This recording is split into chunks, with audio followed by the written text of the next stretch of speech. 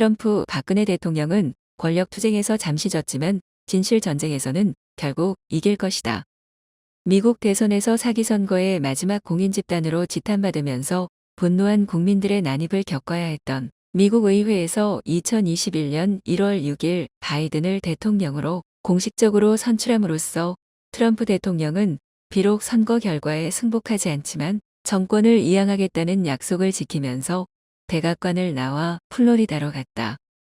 비록 그는 권력 투쟁에 패배하여 백악관은 내어줬지만 미국인들의 가슴에 진실과 애국심은 심어졌다. 지난해 미국 대선은 민주주의가 부패하면 정치인, 법조인, 언론인, 교육자, 공직자 등 지도층이 얼마나 추악하게 되었는지를 가장 잘 증거한 사건이었다.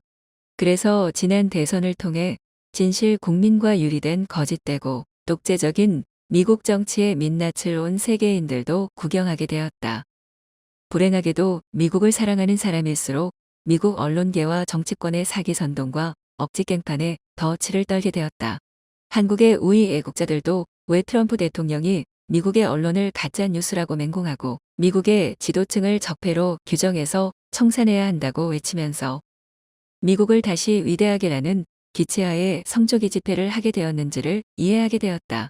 미국의 지배자들이 국민의 주권을 공정하고 정확하게 반영하는 민주주의를 하지 않고 언론의 날조 선동에 의존하여 성실한 미국인들을 짓밟는 변태적 독재 정치를 하는 것을 우리는 안타깝게 구경했어야만 했다. 특정 지배계층에 의해 독점된 미국의 지식 정보는 극도로 좌경화되어 본래 위대했던 미국의 자유민주주의가 실종됐다. 한국의 자유민주주의를 피 흘려 지켜준 혈맹 미국에서 정작 미국인의 핵심적 주권 행사인 선거가 탄자니아보다 불공정하고 부정직하게 치러지는 꼴을 보는 한국인들도 망연자실했다. 잠을 이루지 못하면서 미국 선거 사기를 바라보는 한국인들도 많았다. 미국 주류 언론과 민주당에 의해 자행된 사기 선동과 부정선거를 구경하게 되는 마치 한국인들은 자유수호의 보루가 무너지는 듯한 좌절감을 느꼈을 것이다. 미국의 주류 언론들이 여론조사를 조작하고 편파적으로 바이든 후보를 두둔하고 트럼프 대통령을 인민재판할 때에 우익 애국자들은 미국이 왜 저래? 라고 개탄했다. 이런 미국의 정치적 자멸극을 봐야 하는 우방국민 한국인의 심정을 권력에 미친 미국의 좌익 세력은 헤아릴까? 이런 갈급하고 안타까운 심정으로 일부 우파 성향의 유튜버들은 트럼프 대통령이 군사혁명이라도 일으켜서 사회주의 세력에 의한 사기 선동 선거를 바로 잡을 것이라는 망상소설까지 써댔다. 하지만 트럼프 대통령은 비록 자신이 선거 사기와 정권 도둑질에 희생되더라도 장기적 안목으로 미국의 헌법적 제도 안에서 부정선거 관련 주장을 펴고 의혹 해소를 요구했는데 일부 유튜버들은 오버했다. 자신의 갈망이 객관적 현실을 왜곡한 것이다. 마치 트럼프 대통령이 군대를 동원해서라도 좌익 세력과 부정선거를 척결할 것처럼 객관적 현실을 무시하고 주관적 갈망에 근거해서 애타는 군중들을 미혹했다. 모든 진지를 빼앗긴 트럼프 대통령의 진실 전쟁이 이기기 힘들다는 현실을 이 유튜버들은 수용하지 못했다. 한편 미국의 사기 선동과 부정선거를 외면한 유튜브들은 트럼프 대통령이 있지도 않은 부정선거를 억지로 문제 삼는다고 왜곡 선동했다. 그러나 수많은 증인들과 차고 넘치는 증거들로 인해 미국의 사기 선거는 지배층이 아무리 덮어도 명백하다. 미국의 법원들도 소송 당사자나 소송 절차 등을 문제 삼아서 부정선거의 본안 사유를 제대로 공판하지 않았다. 25일 현재 81개의 부정선거 관련 소송 중에 아직도 30개의 소송은 공판을 위한 증거도 제출하지 못할 정도로 미국 법원은 고의적으로 부정선거 재판에 태만했다. 악랄한 미국 언론의 편파 선동과 더불어 의회의 무능과 태만도 주목받았고 법원의 편파와 태만도 미국의 망국의 주요인에 되겠다는 인상을 세계인들에게 심어줬다. 미국은 애국적 국민들을 빼고 지배층이 부패해 보였다. 이번에 트럼프 대통령이 제기한 부정선거 논란은 미국 사회 전반의 망국적 지부를 드러내게 만들었다. 미국의 부정선거 논란을 통해 미국의 지배계층은 상상 이상으로 독점적이고 독재적이었다는 인상을 세계인들에게 줬다. 큰 권력자들은 자신들의 기득권에 안주하여 국민의 주권과 요구를 묵살했고 국민의 목소리를 공정하게 전달해야 할 언론들은 좌편향적 독선에 찌들었고 미국의 사법부는 진실과 공정의 벽을 쌓은 모법 집단처럼 보였고, 트럼프 정부를 지킬 정보 치안 기관들은 오히려 트럼프 정부를 파괴하는 공작소 같아 보였다. 정치권 출신이 아닌 아웃사이더 트럼프 대통령은 미국 정치 언론의 적폐와 고군분투했다. 이 이념 전쟁에서 트럼프 대통령은 박근혜 대통령만큼 고독해 보였다. 특히 미국의 언론들은 가히 악마적 인민재판을 하는 독재 집단으로 민낯을 드러냈다. 오늘도 워싱턴 포스트를 인용하여 중앙일보는 트럼프 대통령이 3만여 개의 거짓말을 했고 중국 폐렴 관련 거짓말만 2,500개를 했다고 거짓 선동하는데, 사실은 트럼프 대통령은 역대 대통령들 중에 공약을 가장 잘 지킨 대통령으로 여론조사에서 국민의 평가를 받았다. 그리고 여론조사에서 트럼프 대통령은 생존하는 대통령들 중에 오바마를 제치고 가장 인기가 좋은 대통령이기도 하다. 심지어 8,001만 표를 얻어서 당선됐다는 바이든은 취임식 날에도 역대급으로 낮은 48%의 업무 수행 지지율을 기록했지만, 언론에서 매도당하는 트럼프 대통령은 백악관을 떠나는 날에도 지지율 51%를 기록하는 진풍경이 나타나기도 했다. 미국 주류 언론의 폭우 같은 비난 선동에도 불구하고 트럼프 대통령의 인기는 국민들 중에는 여전하다. 그리고 미국인들의 태반은 여전히 부정선거를 믿고 바이든의 당선을 불신하고 있다. 바이든의 합법적 당선은 증언, 증거, 통계 등을 근거해서 판단하면 극히 회의적이다. 바이든은 미국인은 물론이고 양심적 세계인들에게도 공정한 선거로 당선된 대통령으로 기억되지 못할 것이다. 미국의 대통령 선거가 믿음직하고 공정했다는 사람이 있다면 그는 머리가 좀 모자라거나 양심이 좀 불량할 것이다. 미국의 매스미디어와 소셜미디어가 전체주의적으로 감시 통제 봉쇄 탄압해도 미국의 부정선거는 온 세계의 양심적 인류가 지켜본 범죄로 평가된다. 좌익 세력의 선거 사기 조작 선동으로 트럼프 대통령은 정권을 강탈당하고 쫓겨난 것이다.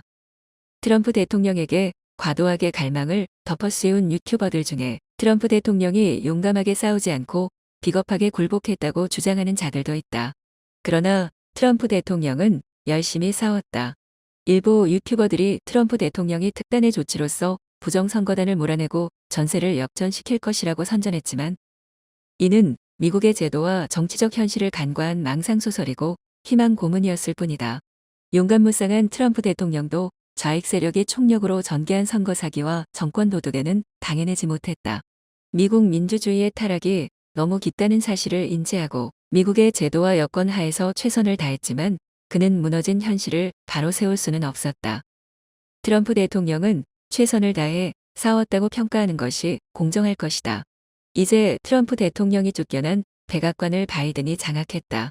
백악관을 장악하자마자 바이든은 트럼프 대통령의 미국 우선주의를 뒤엎고 사회주의적 정책을 강행하고 있다. 단면적 계산으로 최저임금을 올리고 환경을 핑계대어 미국의 에너지 독립을 훼손하고 미국의 제조업을 약화시키고 인권을 앞세워서 국경을 허술하게 하고 폭도들을 방치하여 치안을 허물고 있다. 중동의 평화를 구축하던 트럼프 대통령이 강화시켜둔 군대로서 취임하는 순간에 시리아로 침공하는 전쟁광적 모습을 바이든은 보여주고 있다. 마치 제정신을 잃은 문재인의 좌익 정권이 대한민국을 말아먹는 것처럼 정신이 몽롱한 듯한 바이든의 좌익 정권도 미국을 말아먹을까 우방국 한국인들은 우려한다. 바이든의 부실한 두뇌 능력만큼 그의 국정 운영도 부실해 보인다. 구호와 망상에 찌든 좌익 세력이 바이든의 배후에 떨이틀고 있다는 사실은 이미 충분히 지적되고 있다. 오늘도 미국 우파 언론들은 집권하자 말자 바이든이 수십 개의 행정명령을 제대로 내용이나 파악하고 서명하는지를 의심했다. 트럼프 대통령이 우려했던 워싱턴의 적폐가 바이든 정권을 통해 더 깊이 썩은 냄새를 풍길 수 있다. 바이든 뒤에 있거나 그를 둘러싼 세력들은 미국 내부에 있는 미국인의 적들이다. 이번에 미국의 소셜미디어들이 보수 세력과 우익 진영을 겨냥한 검열과 차단의 공세는 바이든 세력이 내포한 전체주의를 방불케 하는 독점 지배의 해악이었다. 바이든 정권 출범 이후에 나타나는 정책이나 현상들은 국제적으로 전쟁, 국내적으로는 독재와 법치 파괴, 그리고 경제적으로는 영업 폐쇄와 직업 상실 등이었다. 바이든은 트럼프 대통령이 구축한 좋은 기반을 허물면서 자해와 자멸의 길을 자처하고 있다. 국제사회에서 미국이 또다시 호구가 되어서 중국을 비롯한 적대적 국가들로부터 간섭의 요구를 당하고 있다. 조 바이든은 그의 뒤에서 조종하는 좌익 세력의 조종을 받아야 하고 또 중국으로부터 수억 달러를 받은 헌터 바이든과 같은 자식이 그의 발목을 잡을 수도 있다. 국민의 사랑을 받고 자유롭게 발언을 하는 트럼프의 당당함을 미워해서 미국 언론계와 정치권은 너무도 악랄하게 사기탄핵, 인민재판, 선거부정, 정권 도둑을 했는지도 모른다. 사기 선거 의혹 속에 대통령으로 등장한 조 바이든은 미국이 노쇠한 제국으로 전락한다는 인상을 준다. 사기 선거로 대통령직을 도둑 맞았다고 억울해하는 트럼프 대통령은 워싱턴 기득권층의 부패로 망해가는 미국의 재활의 올바른 방향성과 많은 기운을 남겼다. 정치인이 반드시 권력 투쟁에서 이겨서 업적을 남기는 것만은 아니다. 문재인이나 바이든 같은 정치꾼들은 권력 투쟁에서 이긴 것이 곧 그들 자신과 국민과 국가에는 재앙이 될 수 있다.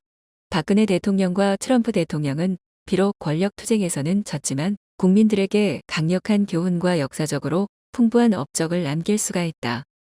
한국과 미국이 스스로 좌경화되어서 만국에 미쳐가는 현실 속에 잠시 패전한 트럼프와 박근혜 대통령은 구국의 방향을 제시할 수도 있다.